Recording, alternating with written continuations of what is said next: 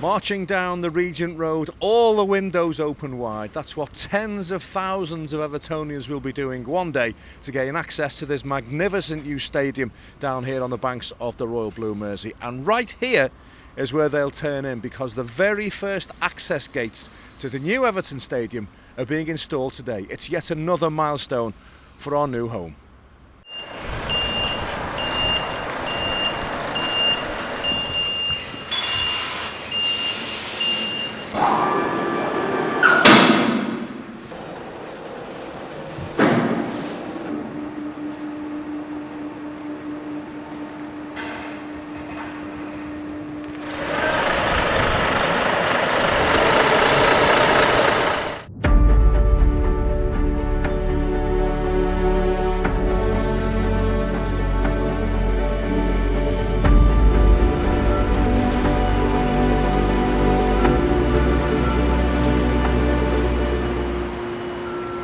Andy, just tell us about the process now of getting the gates from here to where they need to be.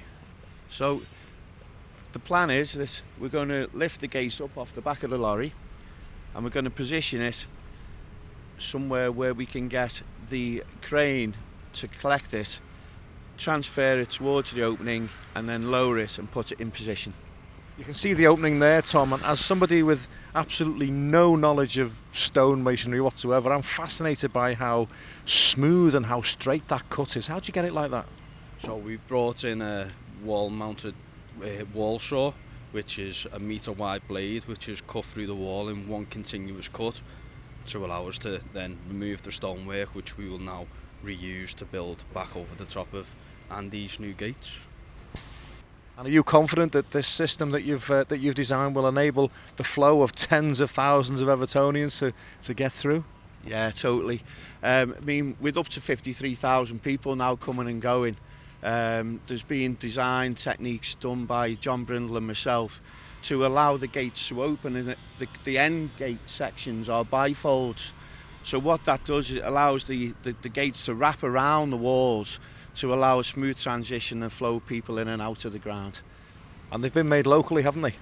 Very much so, yeah. Warbrick Engineering, owned by Tom Williams, literally within a stone's throw of the new Everton ground.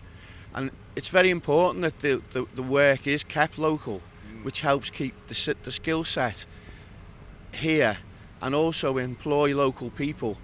And, you know, that helps the general community and the local economy.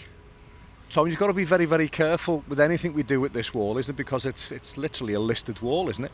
It is, yeah. And so our plan is to make this wall look as uniform as possible throughout, so that it blends in, and as Andy said, is sympathetic to everything around it. The aim is for our rebuild to disappear and within the wall, and it's not noticeable. Somebody said you've had to number all the bricks so that they go back in exactly the same place. That's correct, we have. So mainly the coping stones, so all the coping stones will be going back in their original position and then obviously blend back into the wall. It's going to be a unique feature, isn't it, for a football stadium? Definitely will, it won't be seen anywhere else in the world. What's the thought process behind the design of these gates, Andy? A few things really. One is that the design will be sympathetic to the wall when they're in place and Tom's stonework has been put in. It'll almost blend into the wall. This is just one of 6 gates that are being made. Right. And eventually it will just all smooth in, and it'll be in keeping with the heritage and the environment around it. With every little thing like this that gets added on, Tom, people are walking past and they're driving past and they're going, wow, this is not half coming on. As an Evertonian, this must be a fantastic project for you. Oh, it's great for me. I've been here since day one, and to see it transform from a dock to what's behind us now, and even the hydraulic tower that we've been working on, the changes in that, it's been great. It's been great to be a part of it. How challenging has the heritage side been for you? Because there is so much heritage, there's history in every brick down here. Yeah, it's been difficult at stages, but a pleasure to be a part of as well. I think putting everything back to how it was, even introducing the tram lines back in, I think it brings great feel to the stadium as well, and all the heritage around the place. It's been superb to be a part of. And as an Evertonian, when you see tens of thousands flowing through your gates, will you be tempted to stop people and go, I did them? Every time. As many people as I can see. blame you.